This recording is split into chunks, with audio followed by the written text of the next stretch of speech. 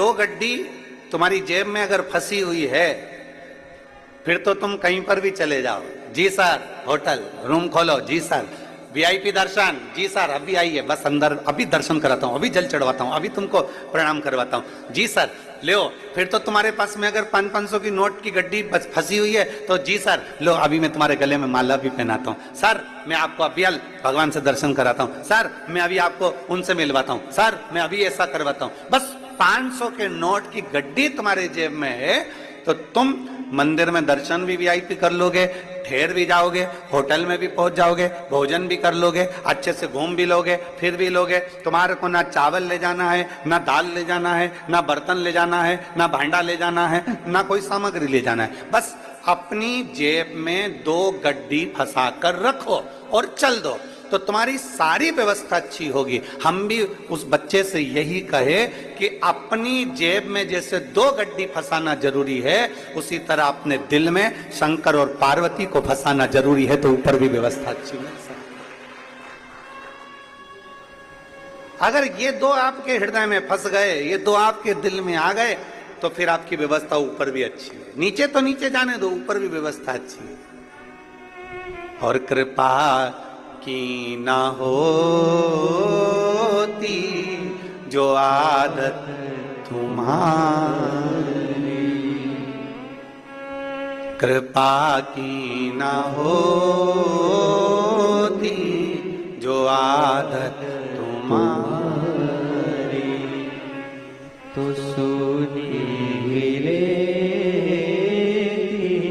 अदालत तुम्हारी, गरीबों के दिल में जगह तुम न पाते, तो किस दिल में होती इबादत तुम्हारी, तो किस दिल में होती इबादत तुम्हारी। केवल एक शिव और पार्वती, राम और सीता, कृष्ण और राधा, नारायण और लक्ष्मी मां, ब्रह्मा और ब्रह्माणी,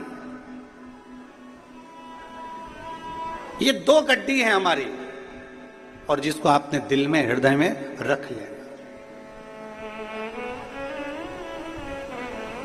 और हृदय में अगर रखा गई तो फिर भगवत भजन का आनंद अपने आप प्राप्त होगा। तो ये जो ये जजमान बने हैं, चंद्रशेखर जी पिल्ले, पूर्णिमा जी पिल्ले, श्री अनिल शुक्ला जी, श्रीमती शकुंतला शुक्ला जी, परमेश्वर सिन्हा जी, आशा सिन्हा जी, ये जजमान बने हैं, इन्होंने शायद सोचा भी नहीं होगा। कहाँ खड़े हो जरा, चंद्रशेखर जी खड़े हो, अनिल शुक्ला जी खड़े होइए, परमेश्वर सिन्हा जी, इन्हें सोचा भी नहीं होगा कि बाबा कृपा करेगा और सावन के महीने में, और वो भी शिवरात्रि के दिन से करुणा कर देगा। कहीं हमारे पूर्वजों का पुण्य प्रबल हुआ होगा, ये कथा के यजमान पद प्राप्त किए, कहीं उसकी कृपा हुई होगी बेटी, कहीं उसकी करुणा हुई होगी, कहीं उसकी दया हुई होगी। एक विश्वास अपने भीतर प्रबल किया। 2 गड्डी हमने जेब में फंसा ली है और फिर तीरथ को चल दी है। बस भगवान का नाम हमने हृदय में रख लिया और चल दी।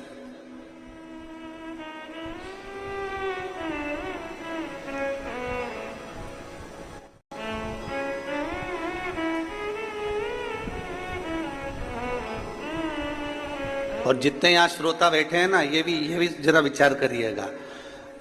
बड़े जब कथा होती है, जगह संभालना पड़ती है, व्यवस्था करना पड़ती है, फिर साथ में छाता, फिर बिछाने का सामान, फिर सब, और बाबा ने ऐसी करुणा करी, ऐसी कृपा करी कि चलकर देवाधिदेव महादेव कुबेर भंडारी अपने नगर में आकर और कथा सुन रहे। ये कहीं ना कहीं कृपा है बाबा की, कहीं कृपा।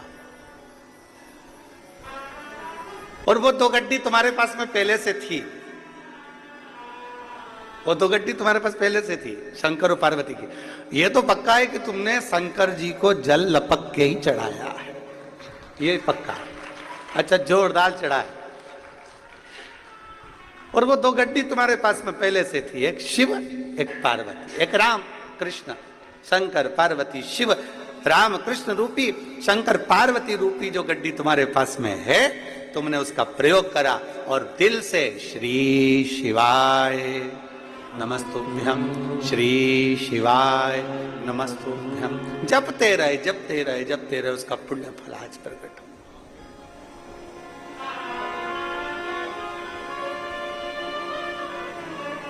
संपूर्ण जीवन का एक आनंद आप और हमको प्राप्त हो।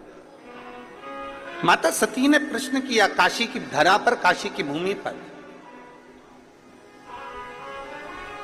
और काशी की धरा पर भगवान प्रश्न कर रही है माता सती भगवान देवाधिदेव महादेव से, भगवान शिव से, भगवान शंकर से, बाबा जी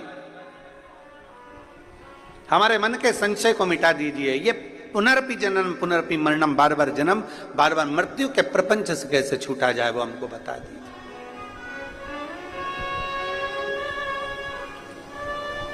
हम कैसे छूटे हैं? और भोलेनाथ सुना दो ऐसी कथा जिसे सुनकर मैं भी अमर हो लूं। है शंभु, है त्रिकालदर्शी, है कैलाशी, है विनाशी, जिसको श्रवण कर मेरे भीतर के संशय मिट जाए, जिसको श्रवण कर मेरे भीतर का संशय चले जाए, ऐसी कथा मेरे जीवन को श्रवण करा दीजिए।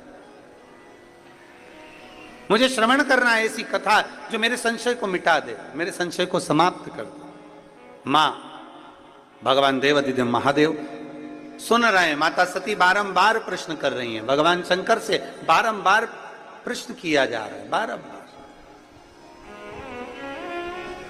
और कितना सुंदर बात है, शिव पुराण कहती है यदि हमारा कर्म अच्छा है, यदि हमने श्रेष्ठ कर्म करा है, तो हमको भगवान को ढूंढने की जरूरत नहीं पड़ती, बाबा देवाधिदेव महादेव हमको ढूंढता है।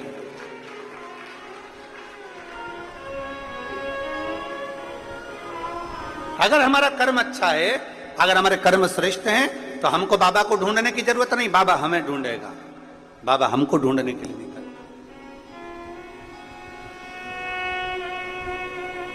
कर्म अच्छा करिए। अभी बिलाई की कथा में हमने एक बात कही थी कि बन सके जिस बच्चे को एजुकेशन की जरूरत है, अच्छी पढ़ाई की जरूरत है, और बच्चा अच्छा पढ़ना चाहता है, तो उस बच्चे को अच्छी पढ़ाई कराइए। किसी को चिकित्सा की जरूरत है और बहुत बीमार व्यक्ति है और उसको चिकित्सा की जरूरत है, तो उसको अच्छी चिकित्सा कराए। किसी को एजुकेशन चाहिए, उसको एजुकेशन दिलाया जाए, किसी को चिकित्सा चाहिए, उसको चिकित्सा दिलाई जाए, जिससे वो अच्छे से अपने जीवन को आनंद पूर्वक जी सके, वो आगे बढ़ सके।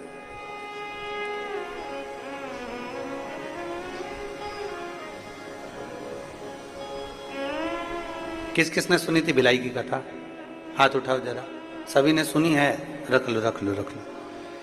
अगर चिकित्सा की जरूरत है तो चिकित्सा मिले, और यदि कहीं शिक्षा की जरूरत है तो शिक्षा मिले, और प्रयास करें कि अच्छी शिक्षा अच्छी चिकित्सा जनमानस तक पहुंचे।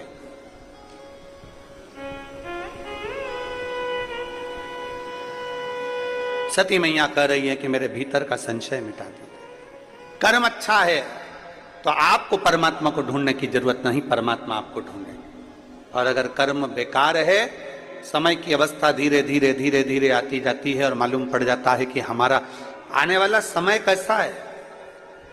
बचपन में कुछ अच्छा करा है तो जवानी में प्राप्त होता है, और जवानी में कुछ अच्छा करा है तो अधेड़ी में प्राप्त होता है, और अधेड़ी में कुछ अच्छा करा है तो बुढ़ापे में प्राप्त होता है। और यदि हम पूर्व से ही केवल थोड़ा थोड़ा थोड़ा थोड़ा पाप कर्म हमारा इकट्ठा होता गया, तो बुढ़ापे में यह मत सोचना कि बहू तो रोटी दे देगी, बुढ़ापे में यह मत सोचना कि परिवार के लोग जी हजूरी कर लेंगे। अगर बुढ़ापा आते आते अपने ही अपने को ताना दे रहे हैं, बुढ़ापा आते आते अपने ही अपने को गाली दे रहे हैं, बुढ़ापा आते आते अपने ही अपनों को अपशब्द कर रहे हैं, तो फिर यह मानकर चलना कि हमने पूर्व का कर्म थोड़ा श्रेष्ठ नहीं कर पाए, इसलिए आज हमको सुनना भी पड़ रहा है और सहना भी पड़ रहा है।